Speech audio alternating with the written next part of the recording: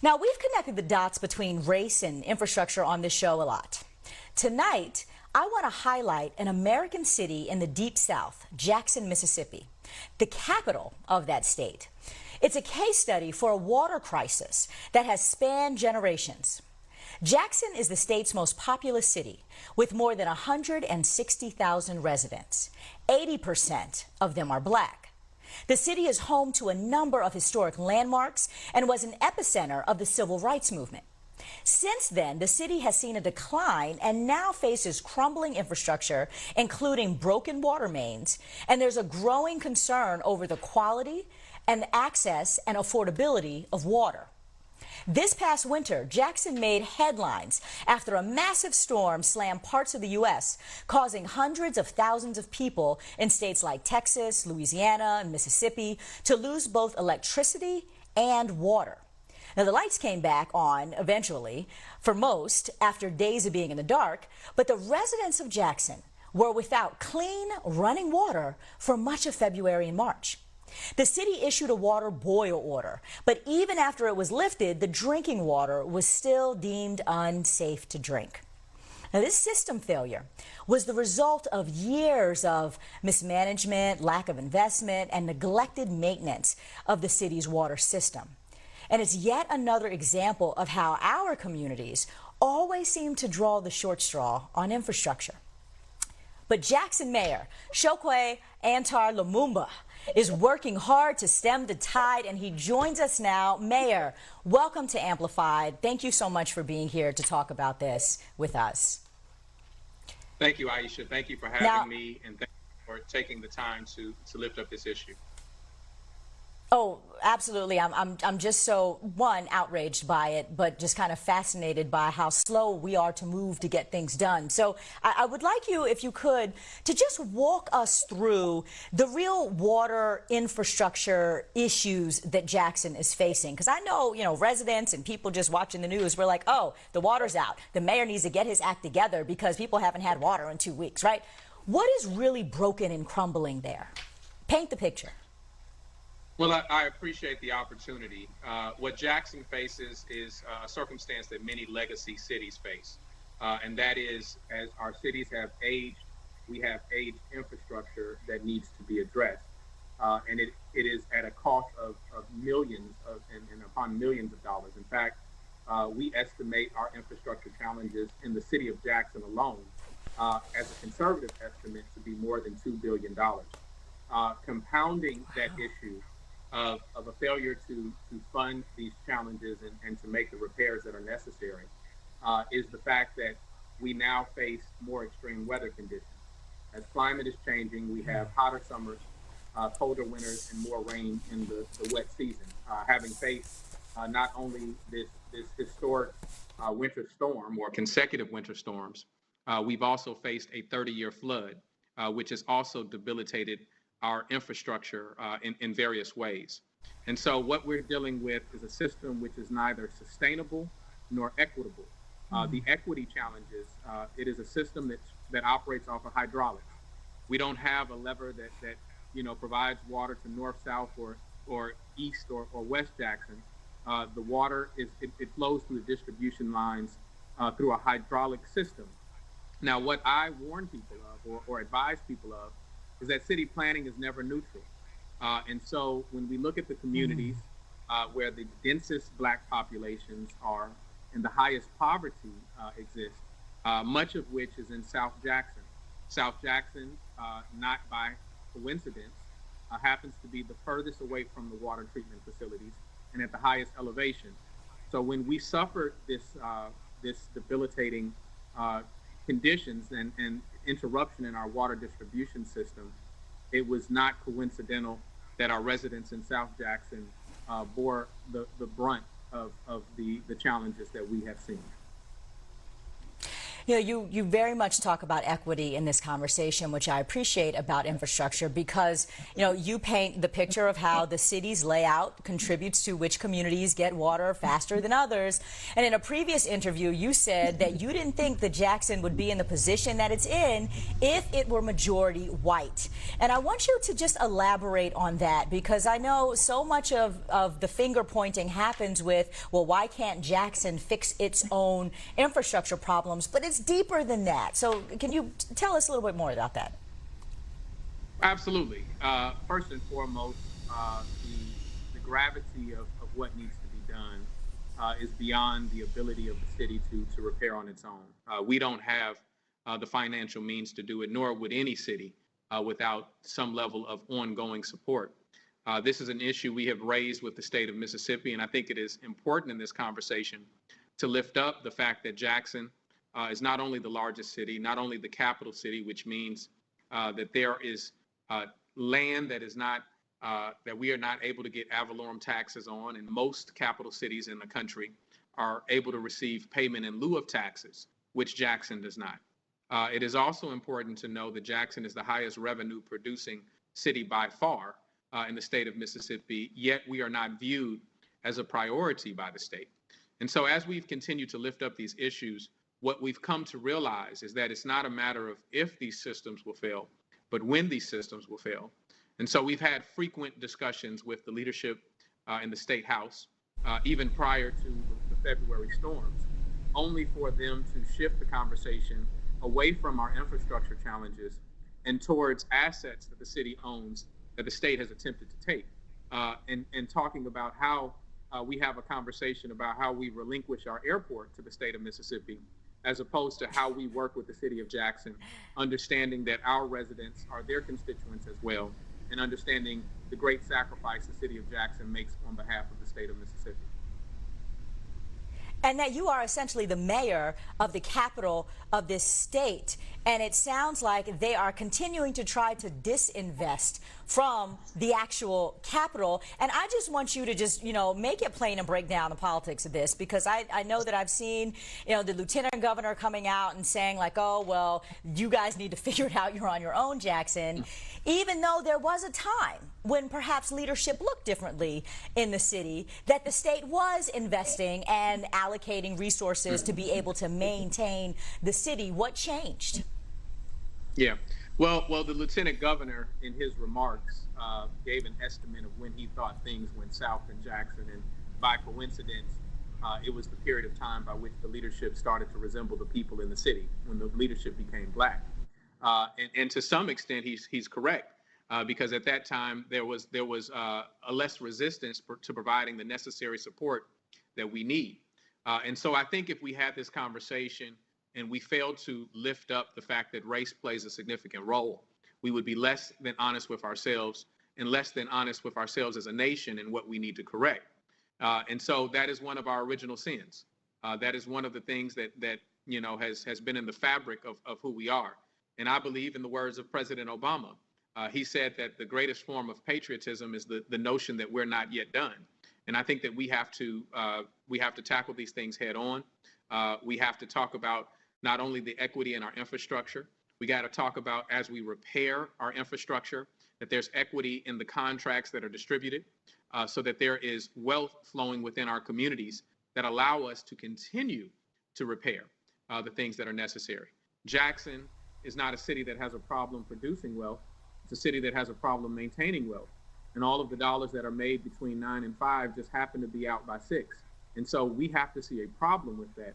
We have to see that we are literally smothering a community and not giving them the basic essence of what they need to survive.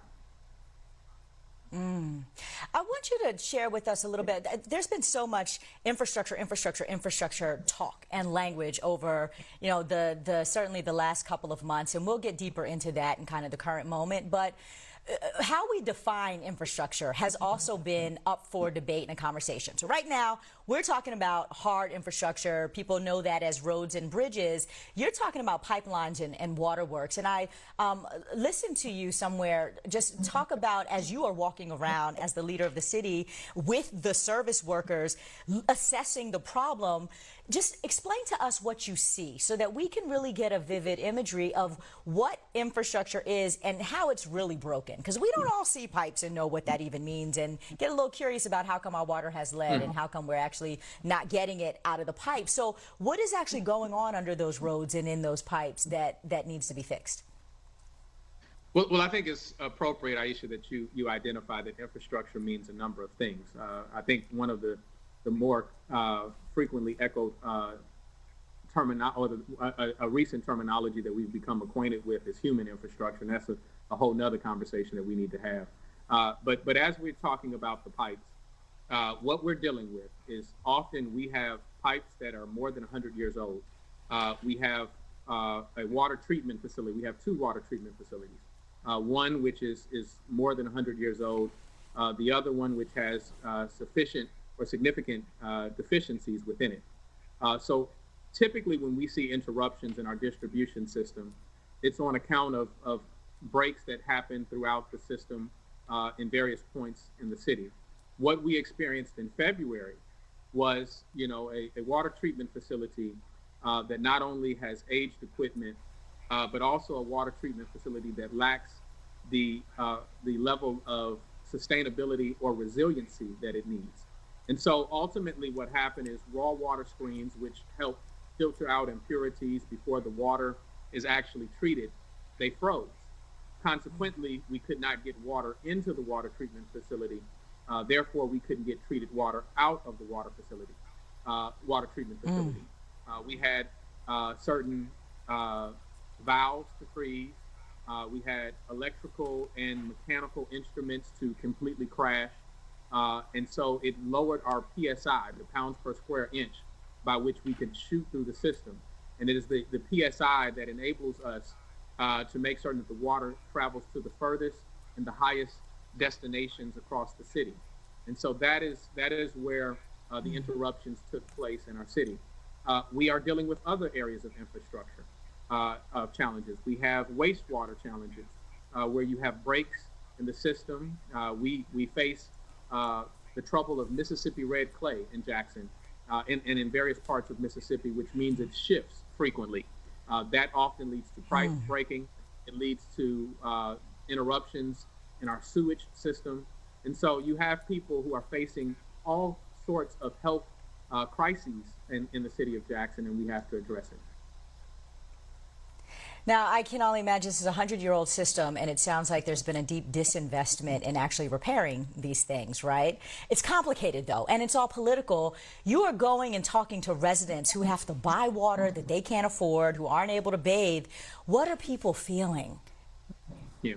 Well, to be clear, the residents are with water at this particular moment in time, but they've dealt with this challenge too frequently. And I would still surmise that we are still in the state of crisis because, as I said before, it's not a matter of if these systems will fail again, but when these systems will fail again. And the systems we have are the systems we have until we replace them. And so I think that the conversation, not only in terms of what we invest in, and we're investing millions of dollars each and every year in order to repair this system or to upgrade certain portions of this system. We're creating a shelter around some of our membranes to help protect them. People have to understand that often the water treatment facilities or the equipment that Public Works relies on in cities depends on the weather that they traditionally receive in that city. If we were in Cleveland, Ohio, then obviously there would have been some intent at the time that those facilities were designed and implemented in order to create structures, because they understand that Cleveland, receives cold weather that is below freezing in a large portion of the year. What we experienced in Jackson has been unusual, not only to experience below freezing temperatures, which we occasionally do, but for sustained periods of time. What we do not experience in Jackson is freezing weather that lasts for, approximately a week or leading into 2 weeks. That is not what we are accustomed to. And so our systems are not developed, nor were they designed in that way. And so as we see a changing dynamic in terms of climate change, or the matters that we're dealing with the change in our environment, it is important that our systems are resilient and meet that. I think, one other thing I'd like to lift up is that as we look at the success and failure of our economy on a local level, state level, or even a national level, it should be less about metrics of where the stock market is, or whether we're building new edifices within our city, and more a metric of what our sustainable development goals are, whether people have access to fresh fruits and vegetables, whether we have sustainable infrastructure, whether people are no longer just fighting for access to capital, but we see that they're fighting for access to live. And so we need an economy which removes people from these cycles of humiliation and reflects the dignity that people so justly deserve. And so we need a dignity economy, and it has to reflect these sustainable development goals. Mayor Lumumba, we have a lot more to talk about. I'm going to ask you to stick around through the break. We will be right back. Our conversation on the Jackson water crisis is going to continue after the break. And then we'll also talk about the politics of modernizing our crumbling infrastructure. Next on Amplified, only on BNC.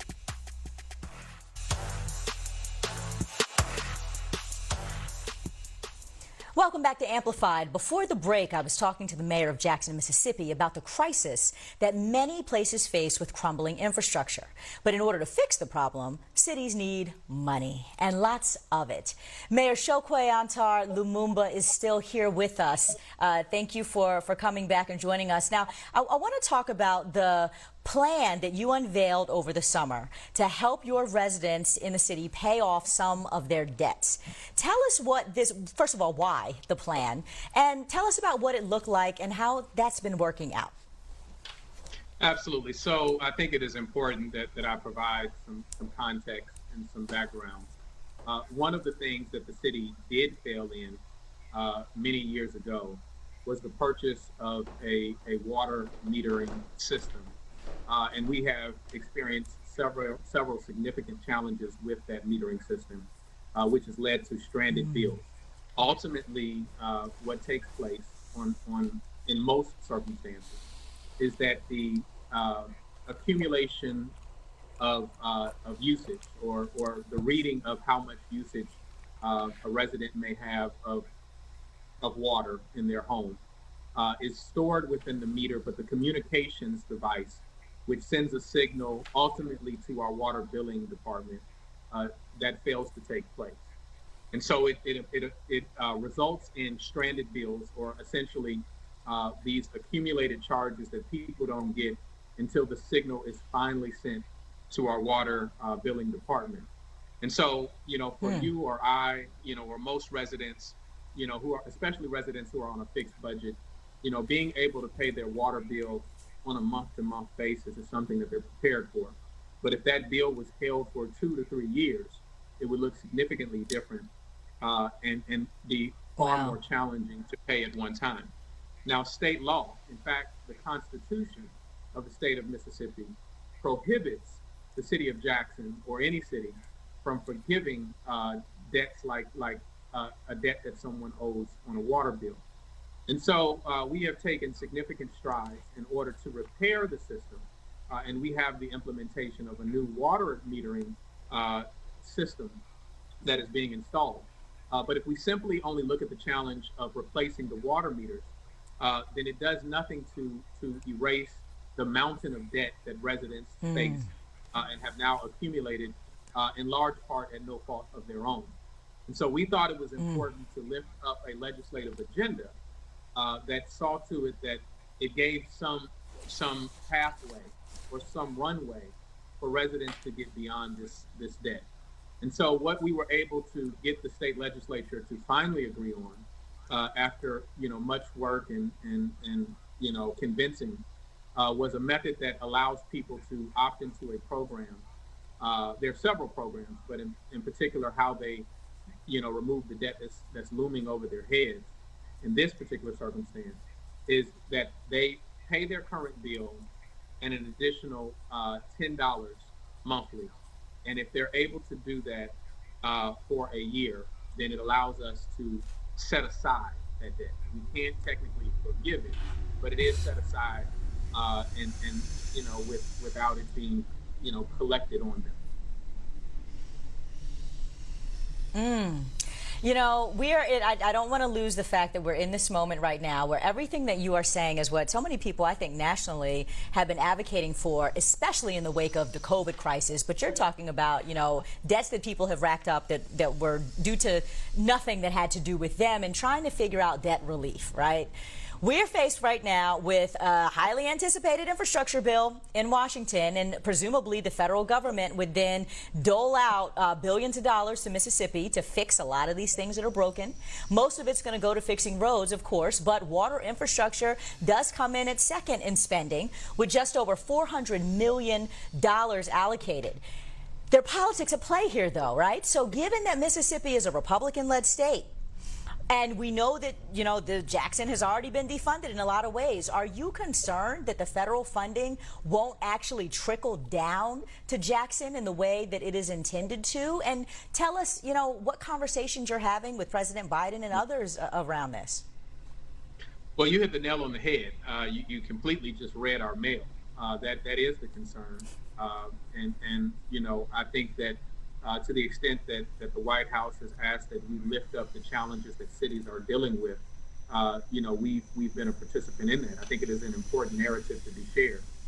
Furthermore, whether we're looking at our state or federal budgets, we have to understand that a budget is a moral document which should reflect the values of the people that the government serves. And so we should value providing sustainable infrastructure to people.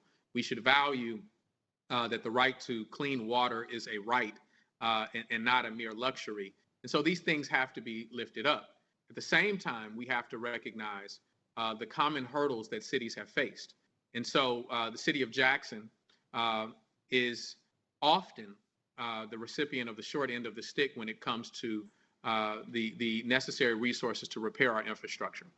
Whether it is policy that says that money is dedicated for new roads as opposed to what the city of Jackson needs, and that is old roads repaved, it allows for the city of Jackson to be excluded. When we look at the fact that as we were in the midst of this crisis, which made national, in fact, international news with respect to the lack of potable water for residents, the state legislature gave the image of concern. They asked to meet with us. We brought our public works officials. We shared with them what the concerns were. We told them that, our discussions with the EPA alone identified immediately $47 million of repairs that we needed to make. Not to make us whole, not to put us in the perfect position, but just to get us in a working position. Out of that, they granted us $3 million. And so when we see that discrepancy, I think you can see the alarm that I have as a mayor of a city that is often left out of the equation. And so these are the concerns. These are things that I lifted up, that I not only lift up in this moment, but prior to President Biden's election, I shared with him that we have to fix the loopholes that allow cities like Jackson to be left out. The city of Jackson is what you call an entitlement city based on our population. There are funds that are directed to cities like Jackson just merely off of our size from the federal government. And what they create is mechanisms that are allowed to divert those dollars based on the metro population. And so the city that was ultimately intended to receive those funds is the least equitable recipient of those funds. And so that is where we're failing to meet people where they are. We're failing to address the issues that are in front of them. thank you so much, first of all, for shedding light on all of this and just kind of making it so plain, because we keep talking about infrastructure and a lot of folks just don't understand what all is truly at stake. And I appreciate your thoughts about, you know, the budget and it being a moral document. And I would love to have you come back and talk to us a little more about that and just about governing, because we get so caught up in the politics and the posturing that it is very refreshing to hear you share with us, you know, just the intricacies of the governing and how it all gets made. So thank you so much for being here, joining me tonight on Amplified. We appreciate you, and we would love to have you back again.